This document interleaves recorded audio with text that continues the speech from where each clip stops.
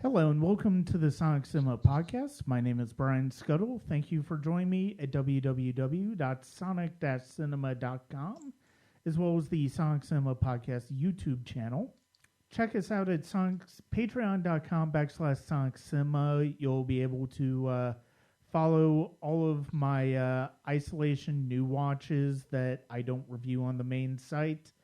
It's been a pretty busy month plus since the movie theater closed, but it's been an interesting month to say the least as far as the different types of movies I've been watching. At patreon.com/Sonic Cinema. Today I am joined by a fellow film enthusiast and film critic. He is known on Twitter as Kevin the Critic, and I'm pleased to be joined with him today. We're just going to talk about film in general, just talk about some different ideas when it comes to film. And please welcome to the show, Kevin Thomas. Thank you very much for joining me. Hi, hello. First off, thank you very much for having me on, Brian. Oh, no problem. This is something that I'm definitely looking forward to. I definitely want to get more people that I know and am familiar with online, primarily on this podcast. There are plenty of people that I enjoy following on Twitter and Facebook, whether filmmakers or not, who I just enjoy talking to movies about, and so I'm looking forward to this. Yes, absolutely. What got you interested in writing about films? First of all, where can people find you writing about films? Okay, people can find me on. I have a website. It's kevinthecritic.com. I'm on Facebook, Twitter, and Instagram. And as far as how I got started in it, I've loved film since I was a little kid. You know, when other kids were playing outside, or when other kids were playing outside in the cul-de-sac, I was inside watching movies, playing with action figures from cartoons I would watch, all that. And then when I was 10 years old, my local paper ran an ad asking for a kid to send in a review of a movie. I had just seen the first Madagascar, and my mom suggested that I write a review of it. And that I write a review and send it in, which I sent it in, and they liked it. They liked it, asked me to come in, and by the end of it, they asked me if I wanted to be like the kid movie reviewer for them. Okay. All right. That's actually kind of interesting because of the fact that I actually I didn't start exactly the same way, but the Atlanta Journal-Constitution around 95, 96 or so ran like You Be the Critic, where like readers could write in about newer movies and stuff like that. And I started writing in those, and I finally started to get some published, and I got several published over the next few years before they discontinued it. And so that's what sort of it gave me the itch to write about film for myself and just be interested in studying film more closely and just writing about it. I was even at that point, I was more interested in terms of I was still kind of more interested in making it. I wanted to do film music at that point, but eventually it basically became writing about films basically became more than just a hobby, and really, I mean, it's still more or less a hobby. It's not my full-time job, but it's something that's more that drives me more than the creative process of film than wanting to do films myself. So yeah, that's actually kind of interesting to hear sort of how that started for you, and it sort of mirrors in a way how I got started writing about films. Uh, was that was that basically sort of where you started to look at films with a more critical eye? I I would say like if you go back and read my earlier reviews, like they're of course like they're written by a 10-year-old, so they're not as like analytical, or they're not like as analytical as my ones would be now, because again, like I was a 10-year-old. But something that I know, I think the first film that I reviewed where I started to realize how much power movies could have was Peter Jackson's King Kong, Mm-hmm. which like I still laugh about it to this day that my mom even let me and my sister see that movie, because it's 3 hours and PG-13, and there's like deaths and there's like deaths and monsters everywhere and cursing and all. But yeah, like I remember going, like I'd never seen any other version of King Kong before, so that was my first one. Mm-hmm. I went into it, I was interested in it because giant monkeys and dinosaurs, and that Nacho Libre guy is in it, and I like him. Let's go. And when I came out of it, it was like, I don't know, I'd never seen something like that before. Mm-hmm. And it was, yeah. So I think that was probably when I started thinking a little bit deeper about like what movies can do. And, from that, I started like, as I got older, I started going back and rewatching some like old childhood favorites, just like from an older perspective. And I realized, man, some of these are really good. Mm-hmm. Like so much better than I realized they were when I was a kid. Yeah. Like, for example, like in 2003, Universal released a live action Peter Pan, which was buried because Return of the King came out and everybody saw that instead. Mm-hmm. And, as a kid, I was never really into the animated Peter Pan very much. I mean, I couldn't really put my finger on it, but it wasn't really one of my personal favorite Disney things. But when I saw the live action version of it, as a kid, I was like, this is really cool. I like the fighting. I realized, I don't know, I couldn't figure out why I really liked it when I was like 7, but I just knew that I did. And as I went back and watched it when I was older, I realized that the reasons why I liked it were that, like, it made Captain Hook scary, for one thing. Like, it gave, like, that's something, like, I've always liked it in movies when you have a villain who is actually like scary or intimidating to your hero or heroine, like if a villain is present in it. Mm-hmm. And that was one of the things about that, where like I was never scared of Captain Hook as a kid at all. I was like, I mean, he's funny and he's goofy, but he's not a threat. Right. And Jason Isaacs is like, yeah, you guys can make a kids movie if you want, but I'm gonna have, bloody murder in my eyes.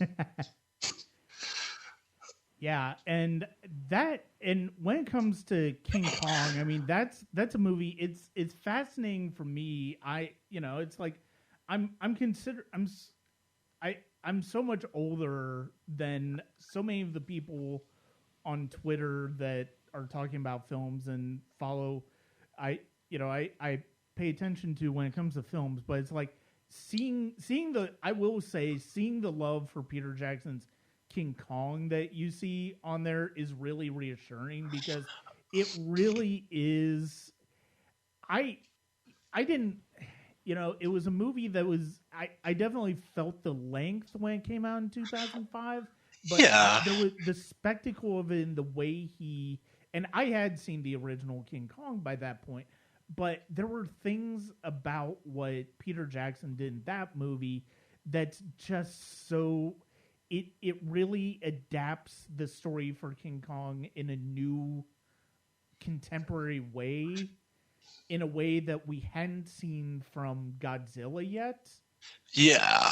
And that was one of the things that was so striking, and the fact that you had Andy Serkis play Kong, and the fact that there's that dynamic between he and Naomi Watts in the Fay Wray role that's Yeah. just remarkable. Yeah, and she and that was, like, when I was really drawn in by it, even at a young age, and again I sat there thinking, why am I really into this? I've never seen something because again, I grew up on Disney movies and stuff like that. Nothing. I mean, my parents would preview stuff before I could watch it and all. But yeah, so it was mind blowing to me. And as an adult, I really appreciate the fact that he's able to deliver all of the amazing spectacle and B movie craziness that it is inherent in King Kong as a premise, but he also grounds it in human emotion and characters and themes and everything. Yeah.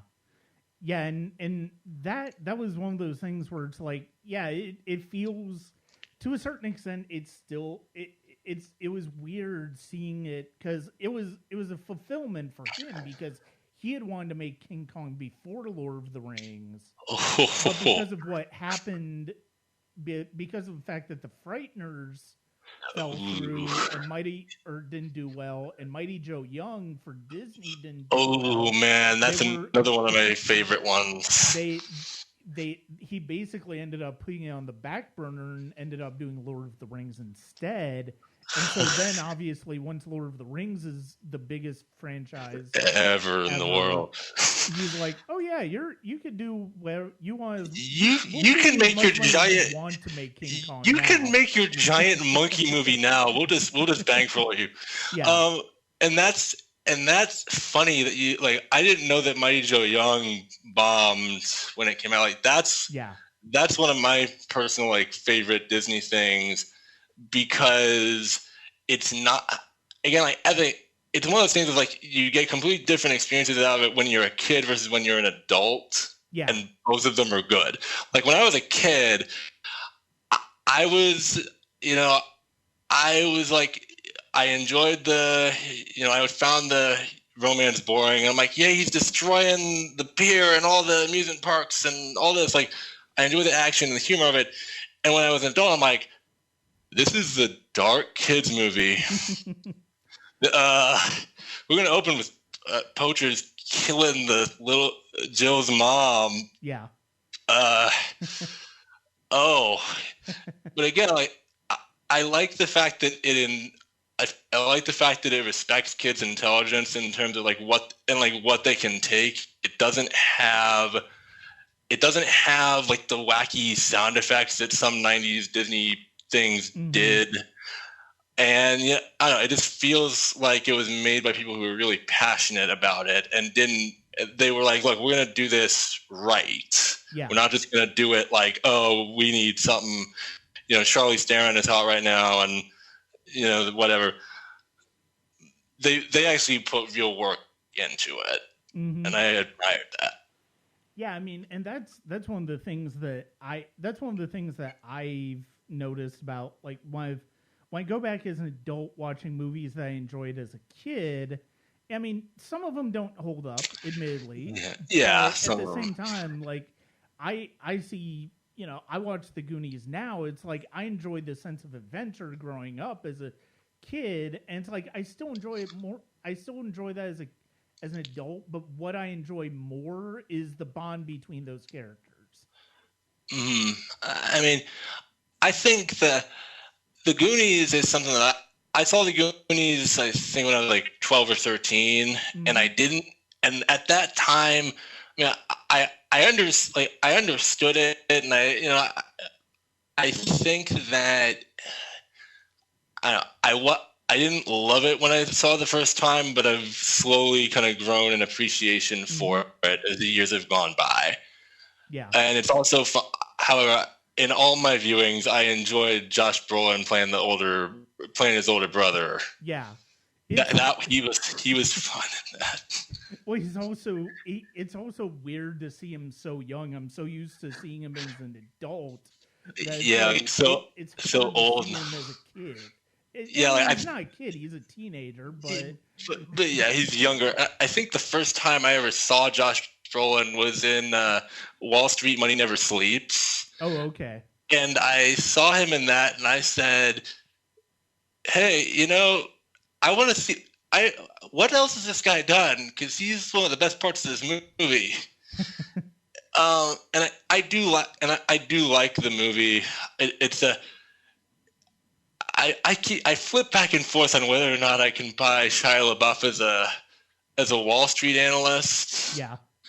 And that's not like a dig on him. Like, I think he does. I can't really picture anybody else playing that, but it is interesting to watch it in the context of like this kid who's been on Even Stevens and the Transformers movies, and now he's an adult in a business suit, and it's like there's a little bit of an adjustment period if you grew up watching him. Are there any particular filmmakers that you've gravitated towards when you watch films? Yes. I have always been a huge fan of Tim Burton, for one.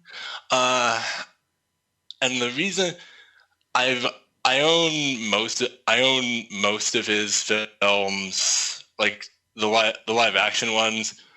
And the reason why I've gravitated toward him is I like the fact that he almost always explores like movies about underdogs to varying degrees, and I like his visual style and the performances that he gets out of people most of the time. Like, I don't think he's like the strongest storyteller in the world, but I think most of the time, like the visuals that he puts in and the like what he gets out of his actors it's enough to compensate most of the time. Like, he's had a couple, like some of them, like Alice in Wonderland is like very, very guilty pleasure to me. Like, I know it's just generic fantasy thing, but I like that it's just got a weird design to it, and Helena Bonham Carter is like devouring the scenery everywhere. Yeah. Let's see the other directors I like. Let's see. I love David Fincher. I like the fact that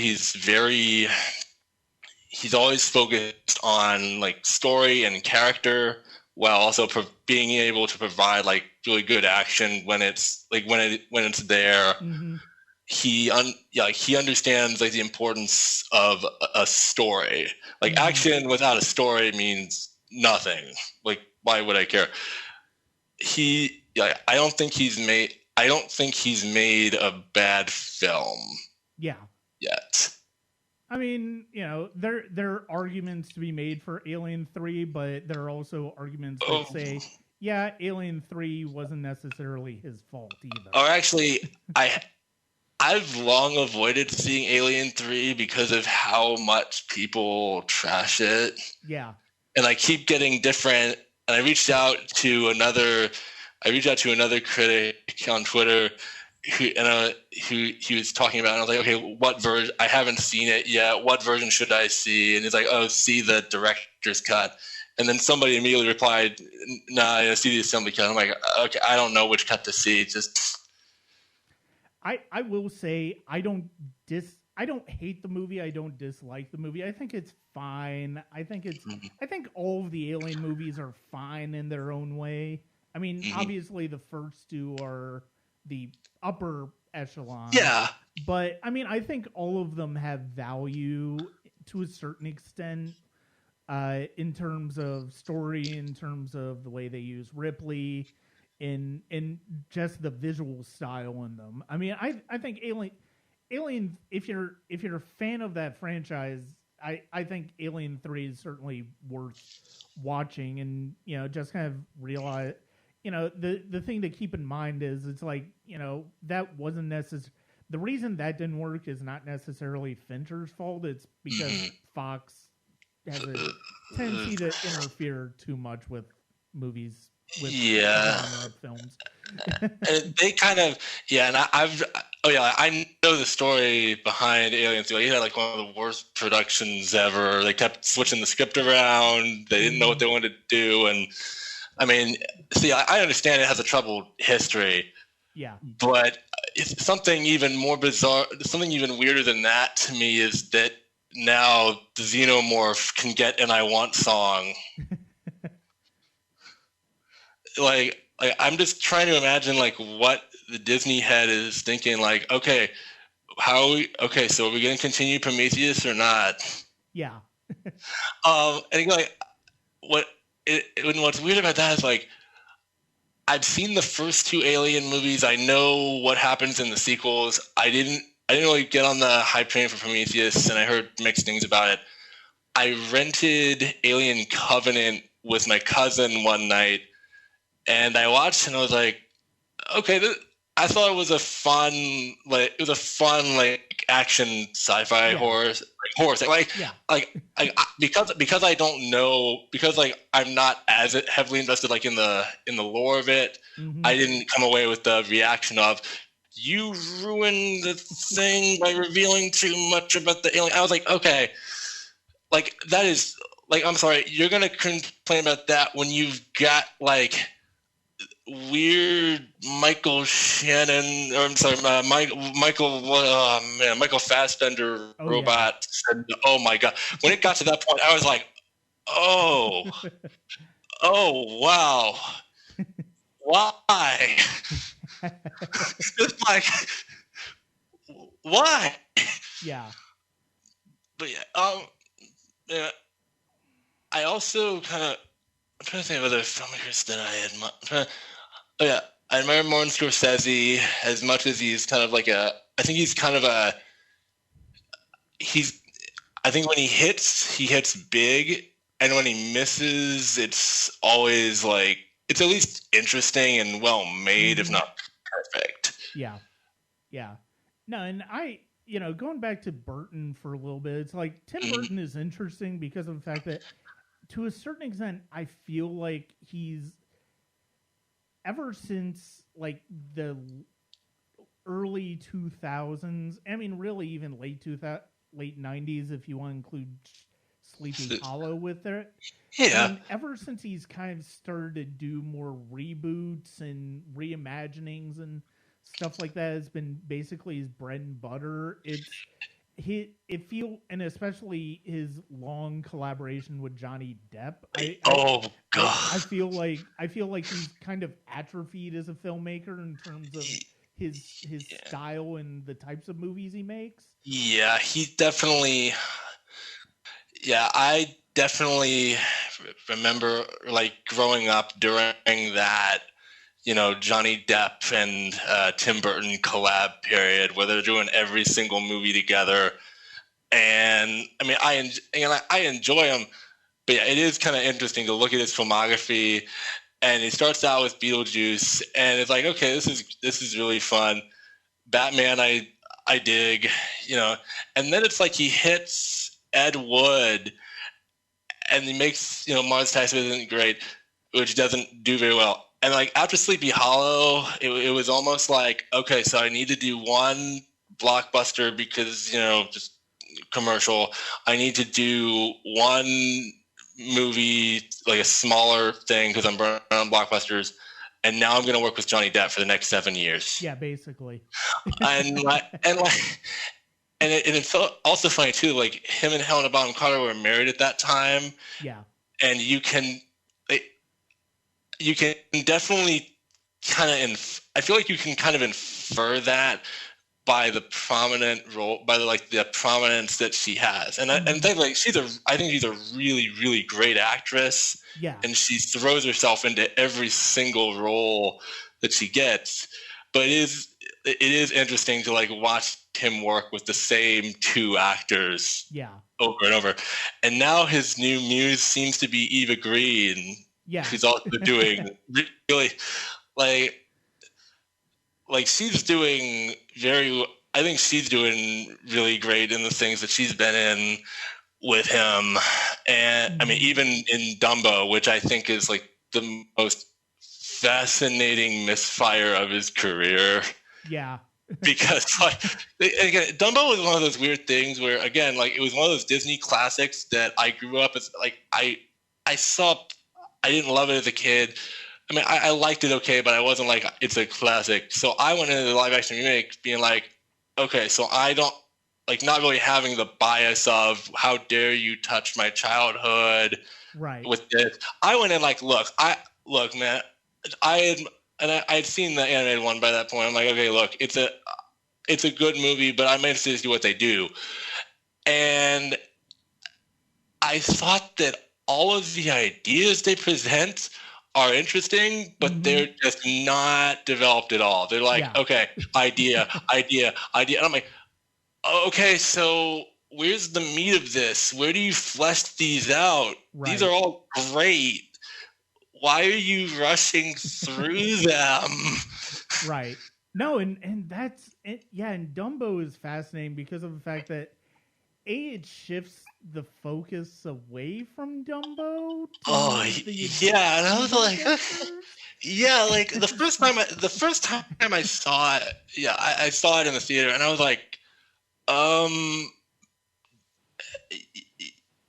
well, Dumbo is not the main character in this at all. Like he's an important character, but okay, to be fair, I don't know how you could have made that movie in live action from his perspective. So like it was gonna have to have a human focus on it, which is fine.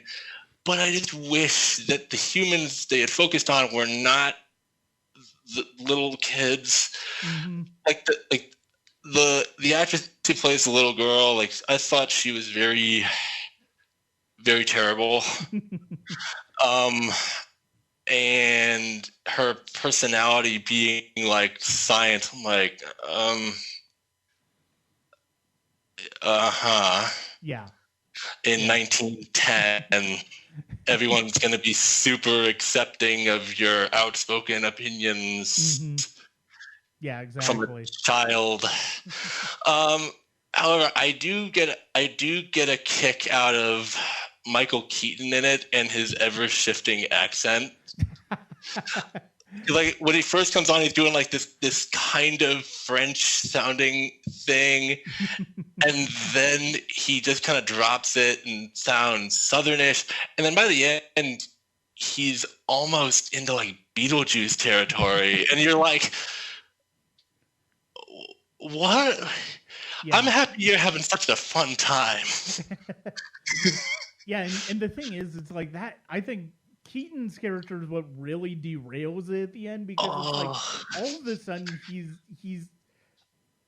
been really smart and conniving and manipulative throughout this entire thing, and all of a sudden he's acting like a fool. Oh yeah, like the entire third act, I was like, oh, wait, hold on. Why are you keeping his mom in Scary Island over there? Yeah. Like from a business perspective, if you let the elephant see his mom, he will fly for you. You can still exploit him. Yeah. And also, it's ironic. It's everyone who's ever seen the movies comment. It's like it's very ironic that the Disney company of all people essentially used it to make a movie about the dangers of big conglomerates, like overtaking a little. Like, you see, like Michael Keaton's being like the owner of Disney World in that. Oh yeah. And like seeing Disney World burn to the ground is an image where I was like, what? This is. I mean, okay, it's better than the Crows. No, and I think you nailed it. It's like it is arguably his most fascinating misfire, and that is one of the ideas that makes it so fascinating. That it's like Disney would allow a remake of one of their most beloved films that essentially is criticizing Disney. Yeah, and even more like that movie was released during like the Disney Fox merger was still kind of going on. Like it hadn't been completed yet. It was still like up in the air. I think it was either going to be Disney or Comcast or AT&T, one of those two. Yeah. But yeah, it was up in the air, and so yeah, it is kind of interesting that nobody at the studio saw the final cut and realized what it was saying. Yeah. I guess like in terms of other like fascinating misfires, I guess return to Peter Jackson, his fascinating misfire for me is The Lovely Bones.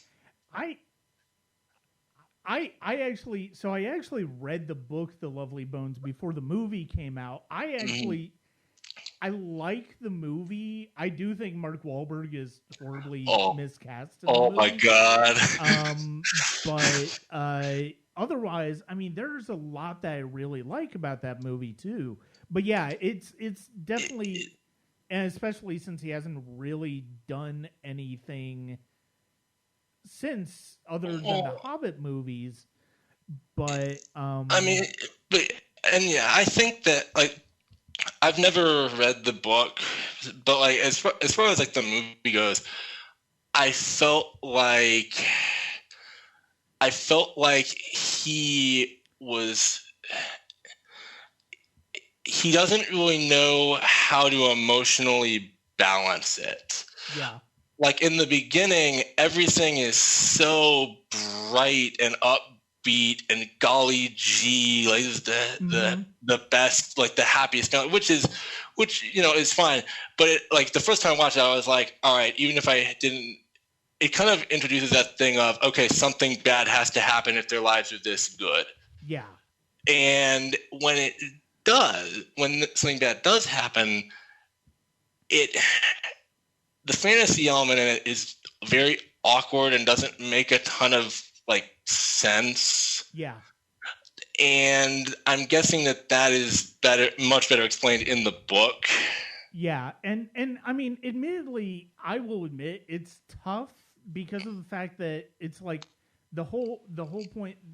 You don't want the movie to be, because of what the primary instigating action is in that movie. You don't want it to be grim all the way through, and I think that's one of the hardest things about translating that book to film. Is because of the fact that it's like, how do I make this not just absolutely depressing as all get out? Well, at a wine swinging Susan Sarandon, that's how. Yeah. I mean, but yeah, I think Mark Wahlberg in that, like, I know he replaced Ryan Gosling because Gosling showed up to the set like super overweight and he had a beard, and Peter Jackson and him had very different ideas about how the character was supposed to be. And I kind of wish that Gosling had stayed. Yeah. Because I really love Mark Wahlberg. In that movie, I think that I feel like he is I feel like he's misdirected. Yeah. Because like the way that the character is written, I don't think is that bad, but like the way that he acts it is kind of like, hey, come on to Snow Globe. Like your daughter's 14. Yeah. it comes off as unnecessarily awkward on his part. Mm-hmm. Yeah. I'm curious when Peter Jackson's gonna actually direct a major feature again. It's like I hope he would get. I'd like to hope he would get to do his Tintin movie, but I mean, I worry that ship is kind of sailed, unfortunately. Yeah, because didn't they didn't Steven Spielberg make a Tintin movie a few years ago? Well, yeah, it was an animated thing. So the idea was Spielberg directed the first one, and Peter Jackson produced the first one. Then they were gonna flip. Then they were gonna flip roles on the second one, and then I'm not sure what the third. I can't remember how they were gonna do the third one, but. Yeah, so they were basically going to flip roles on the second one, but yeah, I guess because of the fact that the first one didn't really didn't connect. I mean, yeah, I guess that ship has kind of sailed. I mean, I tried watching it. Like, it was on Netflix a few years back. I tried watching it. I'm not a huge fan of the all motion capture animation style. Right. Like, I really like I think the only times I've liked it the only times I thought it was like mostly fit, it was like I liked it in Monster House and I liked it in the Christmas Carol thing. Yeah. Like, I thought those two were good with it. But yeah, I started watching Tintin, and it honestly felt like a video game cutscene to me in the way that it was done. And I couldn't really get into it just because of how, I guess, like, weird it looked. Yeah. Yeah. No, that's perfectly. I was thoroughly entertained by Tintin, but yeah, I mean, especially with like you said, with the full motion capture computer animation, that's always a tricky thing because you have that uncanny valley with the human characters that tends to happen. And I mean, you definitely see it in Polar Express and Beowulf, and Christmas Carol was actually a really decent. I mean, by that point, Zemeckis had really done a good job in sort of perfecting that.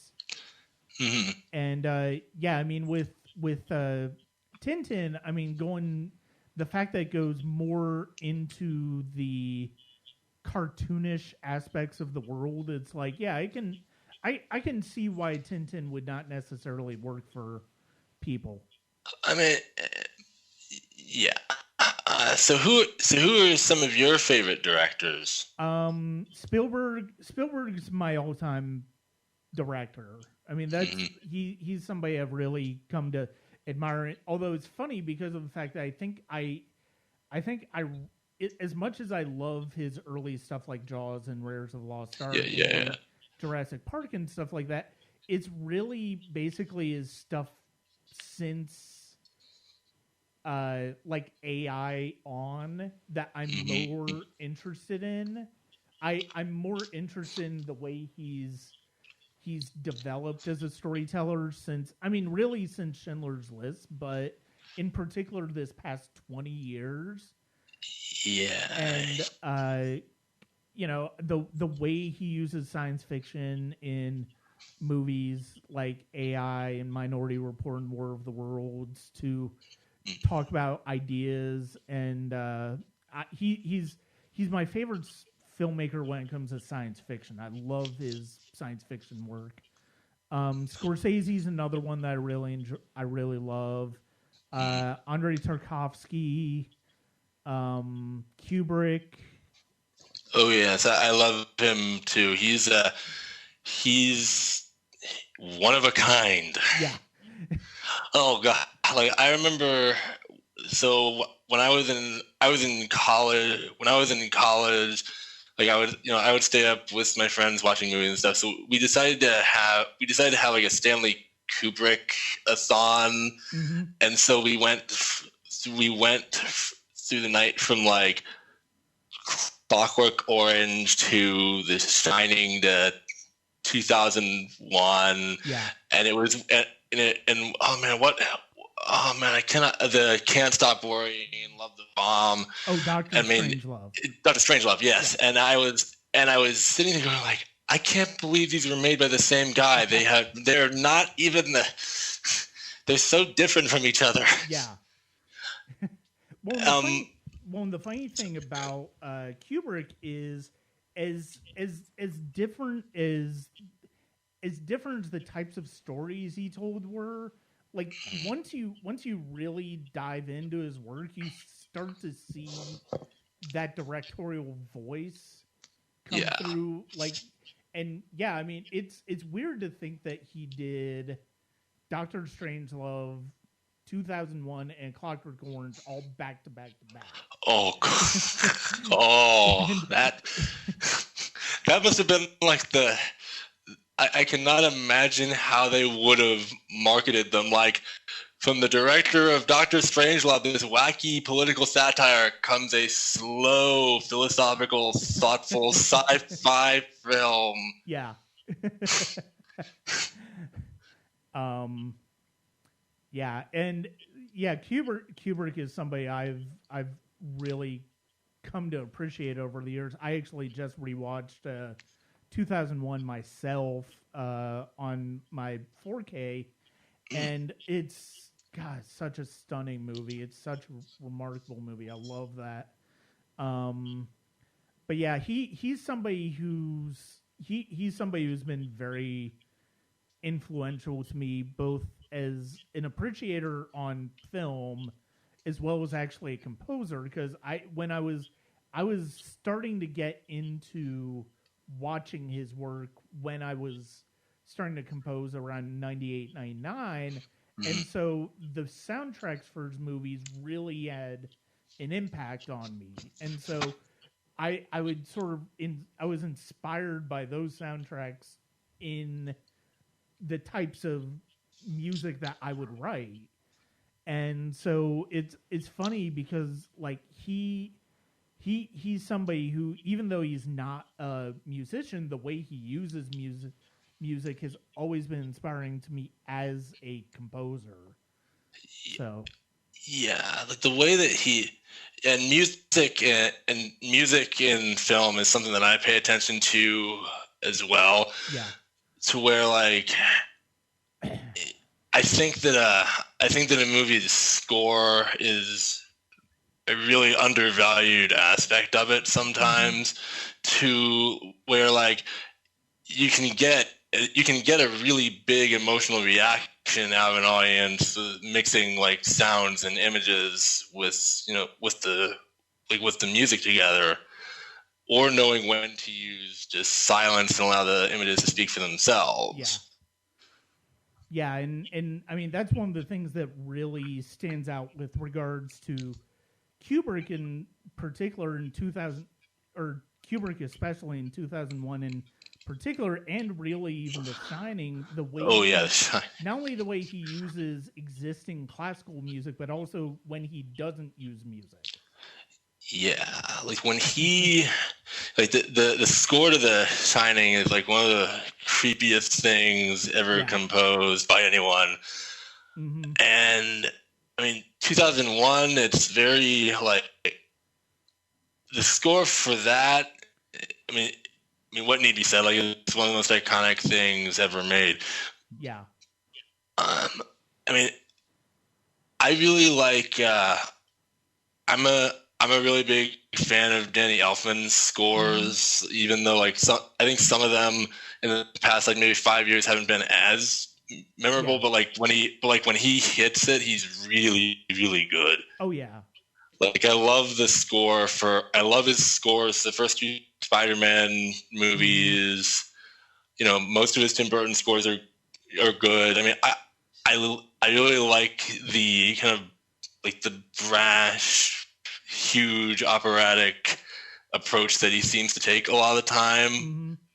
And he knows how to make like quieter scenes work too when he chooses. Yeah. No, and yeah, Elfman is definitely a favorite composer of mine. Have you seen Ang Lee's Hulk? Oh, actually, yes. I have seen that, and I get why people don't like it. Yeah. I like it despite its flaws. Like it was it's one of those things to me where like again, I saw it as a kid and I was really bored. Like, okay, I remember like watching it over at my buddy's house, like when I used to have sleepovers over there. Like the first time I saw it, I was sitting there going like, when is the Hulk gonna show up? Mm-hmm. What's going on? Why do they keep doing this thing that look this panels on the screen? Like it was a weird experience because like I had seen Spider-Man a bunch of times, so I was like, this isn't what Spider-Man is. Yeah. This isn't even what Daredevil. This isn't Daredevil. Like what is going on? And as I got older, I was like, okay, I like the approach of taking it more as a sci-fi drama than an action movie. Yeah. No, I really like that too. And yeah, but I mentioned Hulk because I really do love Danny Elfman's score for that. Yeah, that score for that I think is one of its absolute best aspects because it's very moody, very like it's very mournful throughout. And so much so like to the point where when the action beats do happen and it perks up a little bit, you're kind of thrown off guard because so much of the movie is very very downbeat. And so you get these action scenes that are big and fun, and so you kind of have to readjust yourself. Yeah, no, it's probably I don't know if I would put up in my top 5 favorite scores of his, but it's definitely up there as far as one of my favorites. And it's funny because of the fact that a friend of mine and I,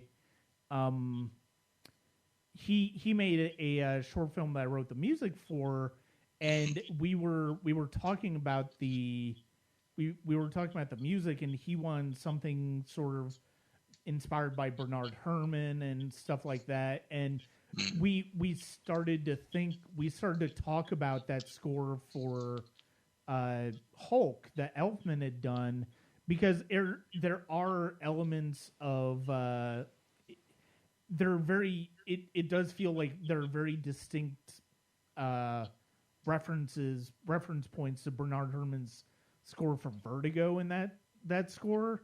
And so that was really fun to re-listen to that score during that process, and just sort of listen to sort of what he was doing in his inspiration from Bernard Herrmann.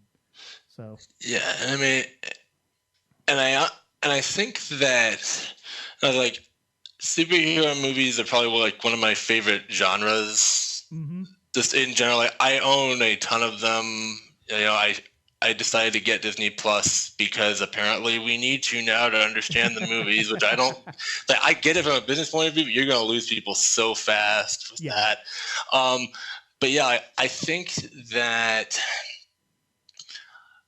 Yeah, as far as I think a superhero score is really important, especially now since there's like so many of them. Mm-hmm. You need to have a distinctive, memorable theme. Yeah. To like really stand out. Like I think Wonder Woman has that. Mm-hmm. Man of Steel has that. Mm-hmm. You know, I would even argue Kick-Ass has that. It's been a while since I've seen Kick-Ass, so I need to watch that again. Yeah, it's I like both of them. Like I get why people like they're not to everyone's taste. Yeah. Like I totally understand that, but I just really enjoy them as like just kind of fun superhero action comedies. Mm-hmm. Like nothing, and then yeah. Well, I think this might be a pretty good place to wrap up this time, and I definitely would like to, I definitely like to continue this conversation at some point, especially film music. I can talk about film music as a long time because it is my favorite genre of music to listen to. But yeah, this is a pretty good place to stop right now. And Kevin, thank you very much for joining me. Yeah, thank you so much for inviting me. Hopefully hopefully maybe we can meet up sometime when the theaters reopen, whenever that is. Yeah, definitely. I definitely want to do that at some point because of the fact that I want to meet some of these people that are in our general area that I converse with online. It's like, oh, it'd be nice to get together and actually watch a movie as opposed Oh to yeah, just talking to them online. So oh yeah, like when like when we had that moment where when I had that moment, it was like, oh my goodness, some of you guys live in Atlanta. How far away are you? yeah, yeah. Well, theaters are not going to be opening up anytime soon, so Unfortunately. yeah. I mean, I'm actually kind of relieved because of the fact that it's like when Kemp's order came over, it's like It's a little it's a little it's a way little too early. it's a little question. I think it's a little bit questionable. Um, yeah, it's a little bit. I mean, we'll see how it goes. Yeah. But yeah, like on the face of it, and I'm not gonna like throw on the guy or anything. But like, we'll see how it goes. Hopefully, it'll turn out. Hopefully, it'll turn out for the best. Yeah, but the funny thing is, it's like, oh yeah, on Monday the theaters can open. And it's like, yeah, no theaters are planning on opening on Monday. And like, no movies are coming out Yeah, for exactly. like There's no 3 more movies- months now. Yeah, I know. There's no movies that are coming out until like July. So I mean, maybe they can start. Maybe they can just do like repeat showings of Doolittle again or something. But oh wow. oh no! Oh yeah, I saw that. I saw Doolittle in the theater, and I sat there going, this is on the level of The Room. Oh wow. Like I would literally compare Doolittle to The Room in man. pretty much every aspect, and yeah, it's a movie that must be seen to be believed. I'll get to it at some point. Don't spend $20. Wait till it's Lord, no. cheap. Oh Lord, no. I'll rent the DVD through Netflix as well. Oh yeah, and that's the other thing that I find funny about this. It's like all these I saw people talking about like Trolls World Tour last week, and I was like, is Trolls World Tour really this big deal? I know. Look, I saw the trailers and I was like, okay. Crazy ex-girlfriend is an evil troll rocket who wants to kill all music. What? Huh? What is it? Wait, this has a theme? Yeah. Okay, I'll admit, I enjoyed the first Trolls. It was fine. It was good. Yeah. I'm sort of kind of looking forward to the second one. The thing is, it's like I can't get over my biggest issue. Part of the reason I haven't done a lot of the VOD movies is that Universal is sticking with this $20 rental for them. Yeah, that's outrageous. Everybody else is just selling them outright. Why not just do that? Yeah, and and I keep getting. It's kind of ridiculous. I understand like they need to make money off of it because they spent like like maybe like $200 million. I get you need to make money, but and it is technically cheaper than going to the theater, but at the same time, it's like the kids that Trolls World Tour is probably aimed at aren't going to be the ones paying for it. Like the parents are. Yeah, exactly. And so I hope that it has something in there for like the adults that are going to be watching it with them, because if it doesn't, then I'm going to be wondering like, yeah, why didn't you just release it straight to Netflix like they're doing with the Lovebirds or Amazon? Like, why didn't you release it somewhere, for where you could make money, but not like $20 for 2-day rental? Well, the thing is, it's like allegedly they made a decent amount of money on the rentals the opening weekend, but it's like I have a friend of mine on Facebook who posted when it came out a couple weeks ago, where it's like, oh, her kids continually wanted to watch Trolls World Tour. It's like that's $20 a rental. Oh, Just let them buy it at that point. yeah. I mean, really, it's kind of, and again, like it was. Well, it was fun. It was like the things that I heard. Again, I haven't seen it. Like I haven't done any of the VOD things, nor do I really plan to at this point. Yeah. But like the things that I was seeing about it, like from critics that I trust, were like, apparently like it's a story that encourages like diversity in music, and it meant a lot. Apparently, like, it meant a lot to like POC and just like more like diverse communities, which I was like, that's awesome. I wish that that message was in a movie that didn't have like little baby rapping trolls doing like I wish that message was in a movie that I wanted to see. I know, right? Like I totally support that message. We need diversity in music, but why is it in Trolls 2? That this is why do they feel safe putting in Trolls 2 but not a movie that will have broader appeal? Yeah, exactly. Well, the thing is, it's like at a certain point, like we're coming up on May here, and it's like I would imagine most of these movies are gonna start like actually being made available for sale and general rent anyway, through just by the fact that that 3-month window that normally is the case with theatrical releases to streaming services.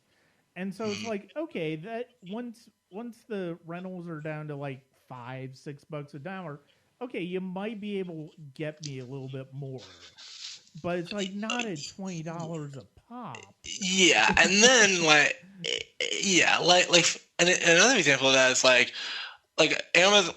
Amazon Prime was advertising Onward, like rent Onward for $20. I'm like, no, I know Onward's coming on Disney Plus for free in 6 days. Why would I do that? Yeah, exactly. It's like, oh, I'm not bothering with VOD. It's like I'm not bothering buying it on VOD. I'm just gonna wait for Disney Plus to have it. Yeah, and like that was actually the last movie that I saw in the theater before they all shut down. And so, I mean, I am interested to see it again and like see if how much it holds up on a second time. I enjoyed it. I enjoyed Onward. I thought it was a good movie. I mean, I was initially frustrated with. I mean, I'm forgetting the what's his name? It's Ian, and what's What's Chris Pratt's name? Oh man, Barley. I was I was initially frustrated with Barley's characterization and just like how over the top he was. Yeah. But then when they revealed what the point behind all it was, I was like, that's actually really smart. So smart that I had absolutely no idea you were heading that way until you pulled that. Right. And also, like, the first 15 minutes of it reminded me very much of a Goofy movie, only Max and Goofy were replaced with the two brothers. But I kept waiting for Ian to start seeing After 2 Days or something on the quad. But yeah, I thought it was really good. Probably one of the better things Pixar has made recently. Yeah. That's not like a sequel thing. Oh yeah, definitely. I'm glad to see that supposedly they're getting away from sequels now, and so yeah. I believe that they said after Toy Story 4 they're no longer doing sequels, which I'm fine with. I'm fine with it. And I've liked. Okay, outside of Cars 3, I've liked all of the kind of like sequels to stuff from your childhood that I like the first Cars. Okay, Cars 2 is a thing, and Cars 3 is another thing. But I like the sequels outside of that. I don't think any of them are as good as the original ones, but I mean they're not bad, and they do their jobs well enough. I'm just waiting, like, in 8 years are we going to get Brave 2? Yeah. like the window where you can have a sequel to a movie widens every year, it seems. Like I remember when they announced Blade Runner 2049, I was like, wait, didn't the first one come out in 1982? Yeah. Wow, wow. Like Tron was the same way, where like that was something where I liked the sequel better than the original one.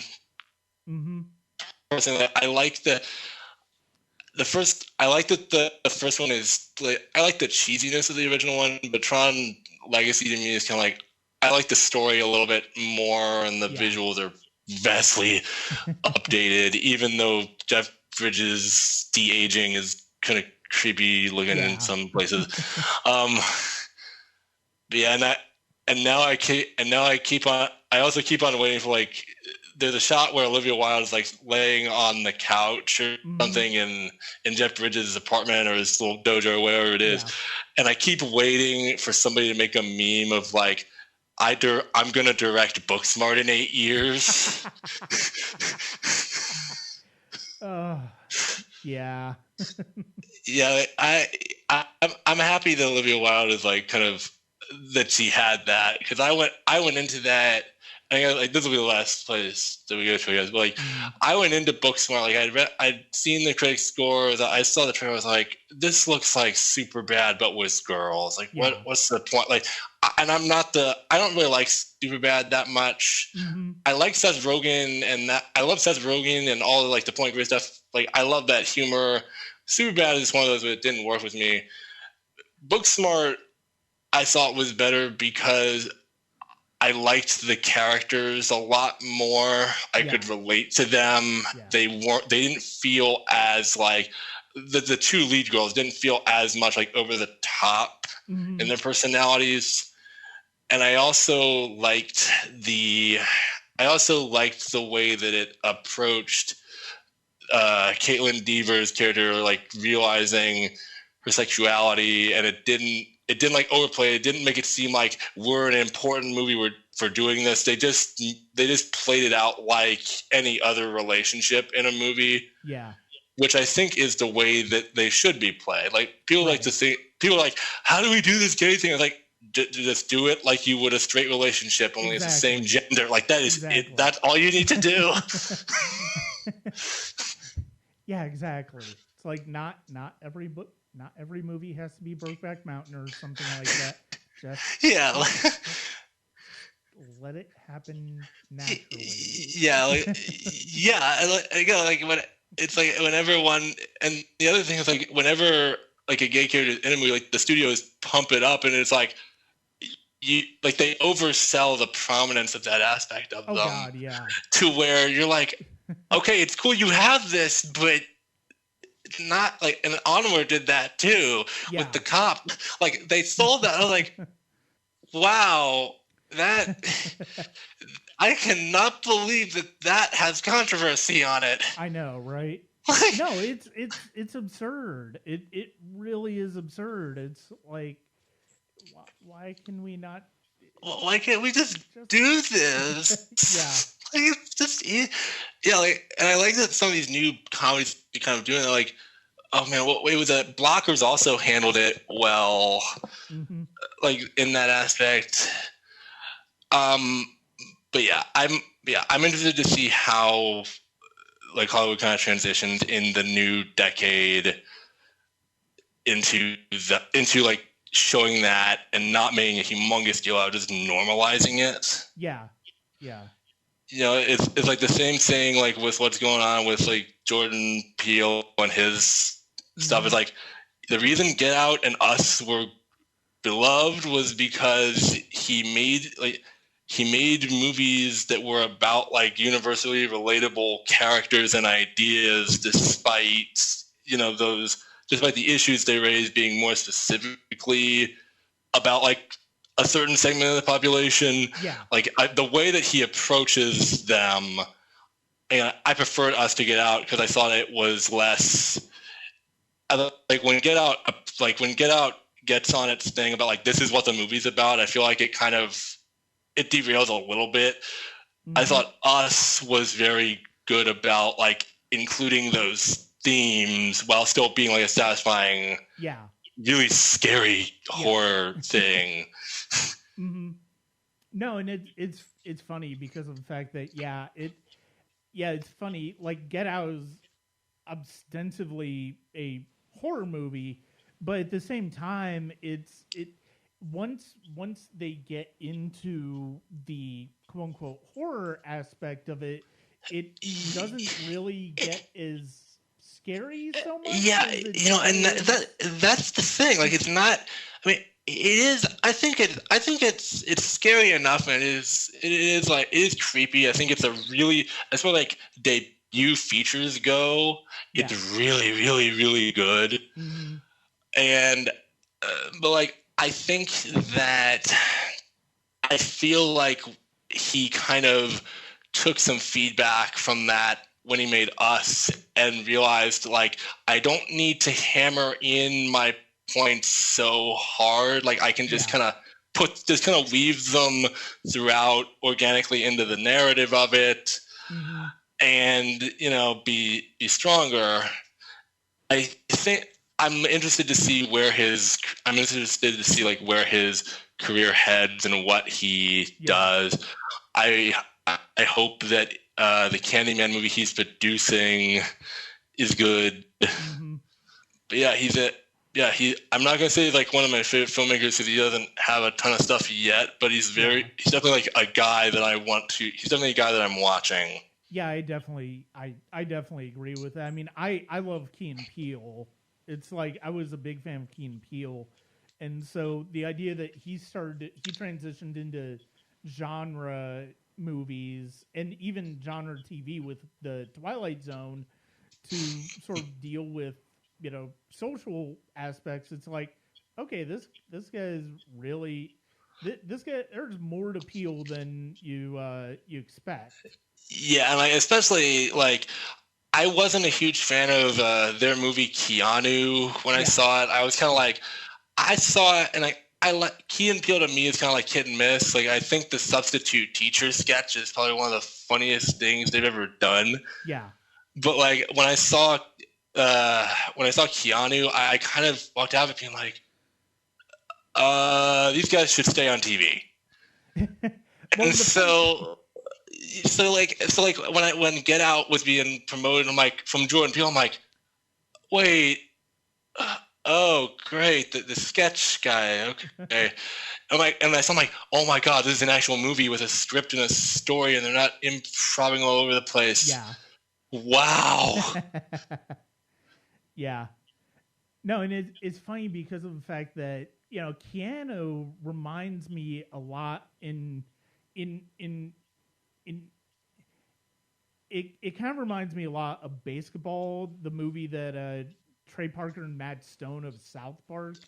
I haven't seen it, but I've heard of it. Like I know that it's critically reviled. Yeah. I enjoy it. I think it's a fun movie, but the thing is, the thing about it is, it's like you can tell that's not necessarily their particular voice. They were just acting in it. And that I sort of look at Keanu sort of that way too, where it's like, it's not necessarily them, it's just them doing their persona in somebody else's movie. Yeah. And so that's sort of the same way I look at Keanu. I look at that the way I look at Basketball, because I mean, once you look at like South Park, Bigger, Longer, and Uncut, Team America, and stuff like that, it's like, oh, that's very definitely their voice. Oh yeah, like their fingerprints are all over both of those. Yeah. Like they're very, and they do have a very distinctive. I think they have a very distinctive voice and kind of style of shock humor that others have attempted to imitate to not great results. But yeah, I hope. But yeah, I do hope that the new Candyman is good. Like, I'll be sure to highlight that Nia DaCosta is the director of this thing, even if the ads won't. Like, yeah, because I was sitting there, I was watching, I saw the trailer, I'm like, hey, there's a director attached to this, and Jordan Peele is not their name. And I was like, I love the original Candyman. Like, that's another one of my favorite horror things because of how I think it's really relevant now, which is why I'm going into the new one excited but a little skeptical of, like, what are you going to do to update this? Like, how are you going to justify this thing's existence now when the first one still speaks a lot about things that are going on now? No, I'll be honest. It's like Candyman is one of those sort of one of those blind spots for me when it comes to my horror movie watching. So I know it's on the original was on Netflix, so I'm definitely going to be checking it out here at some point. So yeah, I watched the trailer for Nia DaCosta, I think is the original. And yeah, I'm really looking forward to it. Yeah, and I do think the one, like, kind of unintentionally funny scene in the trailer is, like, when you've got this, like, the 5 random girls staying in the bathroom just saying it like monotonely, like, what is the setup? Like, what's the, like, how does the movie get there? Like, how is a scene like that going to work? Like, how are we going to get there? Because they can imagine, like, they would spread the story around and people wouldn't want to do it. But yeah, thank you so much again for having me on. This is really enjoyable. Oh, no problem. And yeah, I definitely would like to, come back at some point, in the near future and talk film music with you, because it's like I said, it's my favorite genre. And yeah, I always enjoy talking film soundtracks. But yeah, thank you very much for joining me. Yeah, thank you. And again, you can find me on kevinthecritic.com. I'm on Facebook, Twitter, and Instagram. I'd like to thank Kevin Thomas for joining me on the podcast. Again, you can find him as kevinthecritic.com. And he's also on Twitter, and I do shout him out on my Follow Friday Twitter posts. And we do have some really entertaining conversations, and there are a few other people from Twitter wouldn't mind getting on here. So you might see more podcasts with some of my the people I really enjoy interacting with and on Twitter. That's it for me for the Sonic Cinema podcast. I've got a lot more coming up, including The Rise of Skywalker. Looking forward to that discussion. We're going to have the same group that we had for our 2.5-hour marathon breakdown and discussion on The Last Jedi, so I'm looking forward to that. For now, check me out on patreon.com/Sonic Cinema, the Sonic Cinema podcast YouTube channel. Thank you for getting us to 100 subscribers. It really means a lot. And that's it for me. This is Brian Scuttle, and check me out on www.sonic-cinema.com.